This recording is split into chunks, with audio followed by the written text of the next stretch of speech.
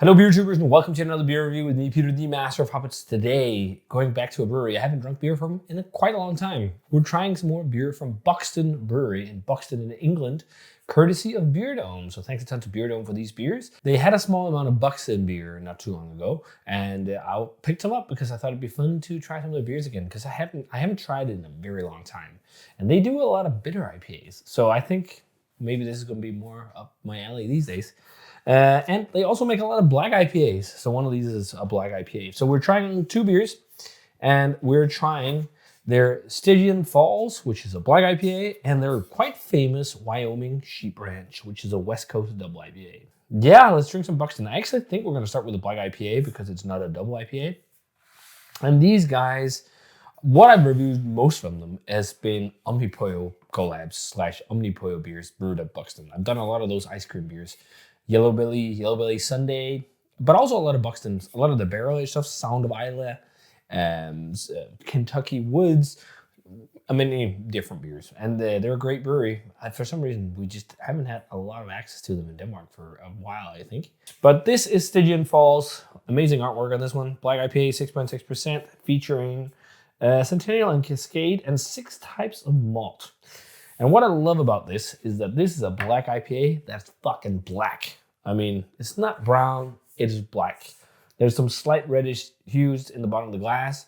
If you think of one of the best black IPAs around, Wookiee Jack from Farson Walker, that's still being produced once in a while. I think it's once a year now. Because it was retired, now it's back. That's like one of the best black IPAs. And also Stone Sublime and Self-Righteous, but those beers were actually pretty black. A lot of people these days, I think they make black IPAs that get a bit too pale. They should be black, but they should still also not taste like hoppy stouts. But it's okay to have light nuances of all the dark malts, of course. But you also don't want to make it a super hoppy stout. But I heard in a podcast a lot of brewers these days, because black IPAs are hard to sell. I think it was a brewery in Florida, I think, or maybe it was another one. It was in a podcast that said they called their... we made black IPAs, but they just call them hoppy porters, and then people drank them. That's funny. But yeah, let's check out Stygian Falls. So yeah, as I said, it looks nice. It's got that black color in the tan head. Let's check out the aroma on this one. Yeah, this smells pretty classic. Definitely Centennial type grapefruity notes. Lots of grapefruit, but also some sweet citrus and orange notes. And there is a toasty maltiness underneath. And what's interesting, there's almost a touch of smoke. This smells really old money, man. This smells really good. Smells also like it's going to have a rich mouthfeel for some reason. And there's like a little bit of a heft, almost sweetness to it. Smells like a nice black IPA. Let's try it. Cheers. Thanks to Beer Dome for the beers.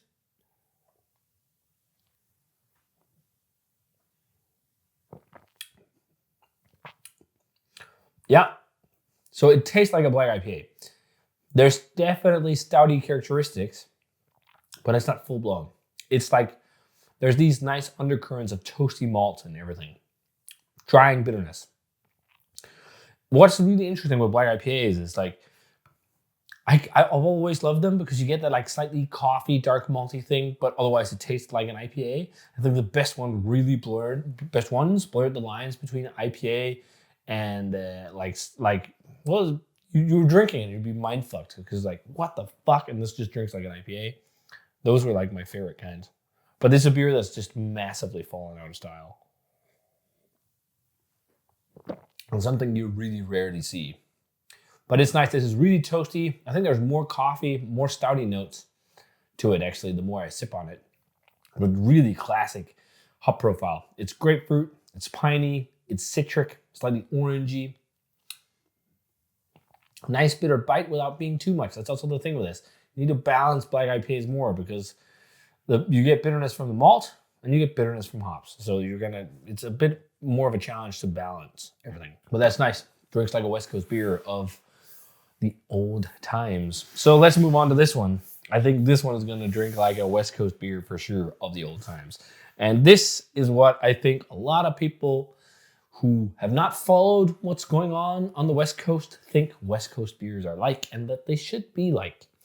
But thank God for innovation and experimentation, because what's come forth is some of the most crisp, amazing hoppy beers right now from the West Coast.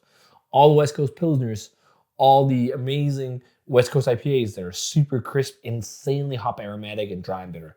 Those are like my favorites. No crystal malts or anything. So, but this will be fun because this is going to be a walk down memory lane. A lot of people like to talk about all these beers. Sometimes I see in forums, and a beer I see often people bring up is like Ruination is something that's brought up often, and that for sure had crystal malts and everything. But also Pliny, and people like to bring Pliny up. But something that people don't know is that Pliny is not loaded with crystal malts anymore because people just think it's Pliny. Vinny is outspoken about how he's changed Pliny over the years to modernize it slowly. Pliny is not the same beer. And I think the same goes for Blind Pig as it was back in the day. It's tweaked slowly, so you don't notice. It's not the same beer. I think the only like really traditional one from Russian River that's like still the way it always was is the inaugural ale, Blind Pig inaugural ale. But anywho, we're not going to talk about Russian River. We're going to talk about this one. So Wyoming Sheep Ranch is 8.4%. It's a West Coast double IPA. They never talked about hops on this one as far as I remember, and they still don't. When I think Ruination and stuff like that, this is the color. Like this orange hued beer, it's not like the darkest shade of orange. It's not like this really dark, almost brownish or copperish you could get in some beers. It's just like a nice orange hue that's also lightly golden. And then it's got a white head. Let's check out the aroma on Wyoming Sheep Ranch. This really takes me back to like 2010 or something like that. Like this takes me back to going to California for the first time. It's like sugar-coated pink grapefruit, sugar-coated orange galore. Like loads of that. It's like all the citrus fruits coated with sugar because there's the sweetness of the crystal malt in there. Or it could also be like some other maltiness or some other malt they use for color. I don't think they even talk about this either. No. But there's just some sweetness to it that reminds me of this profile. There's even like marmalade-y toast, like toasted marmalade on toast notes, citrus marmalade. But yeah, it smells like pretty classic stuff. Smells nice though. Let's try it. Cheers.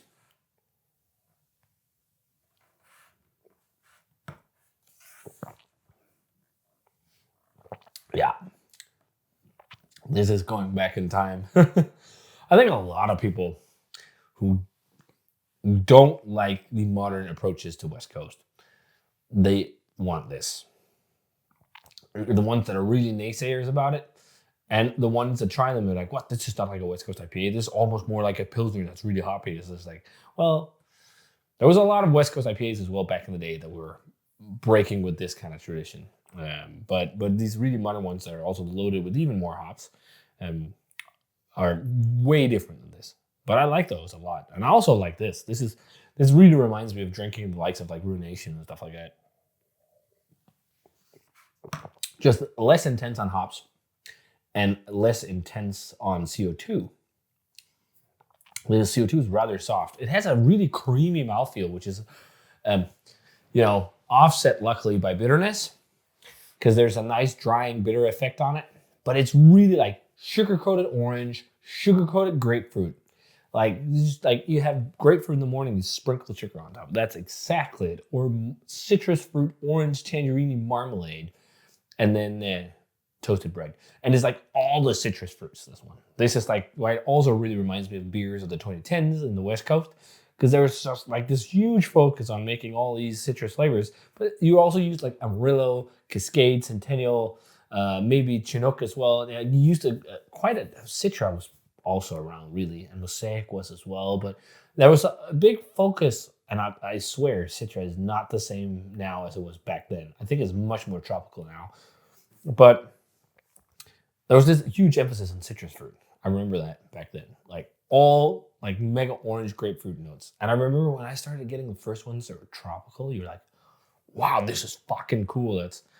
I think one of the big eye-opening breweries back then was Alpine. Like, fuck me. Nelson was the fucking shit. And Hoppy Birthday was also just like, there's so many great beers from that brewery. It just reminds me of a time long gone where this was the king of beers. Like this is what everyone wanted. Everyone brewed West Coast IPAs, and everyone smashed out these kind of beers and people couldn't get enough. And then the haze came and then this disappeared. Kind of. No, it's still around. It's not completely dead. It never left California.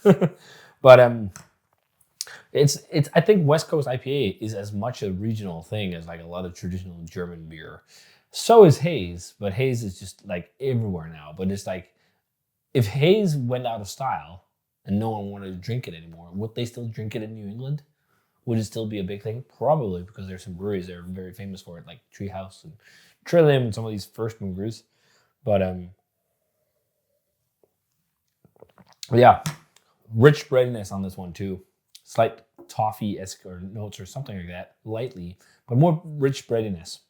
And then like all these sweeter hop notes and nice bitterness. It's not like over the top the bitterness. It's nice, somewhat assertive. There's like a bit of a peppery spice to it as well.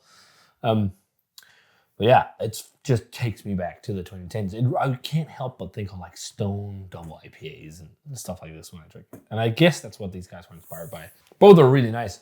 I think a straight 90 on Stygian Falls and like a 92, 93 maybe even on Wyoming Sheep Ranch. This fucking really takes me back to fucking Stone beers for some reason. Really, I can't help but think of Stone. And they're big, really orangey double IPAs. So maybe not as intense. I remember when Ruin 10 came out, that was just like, fuck. But like, if you think like Ruination and stuff like that, I can't help but think of those kind of beers. Maybe a tad sweeter and less bitter. I'm not entirely sure. I haven't had Stone in years. But I think, yeah, this is really good.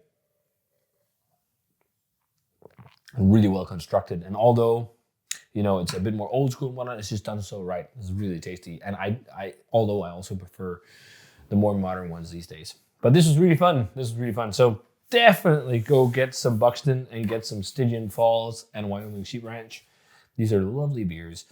If you are into any kind of old school hoppy beers from America, this is it. This is something to check out. So if you guys had either of these two already, let me know what you thought of them. Thanks a ton to Beer Dome for the beers. A link for the web shop is down below. And as always, remember to comment, subscribe, check out the Facebook fan page and all that social media stuff. And I'm going to say cheers in Wyoming Sheep Ranch and see you guys in the beer review.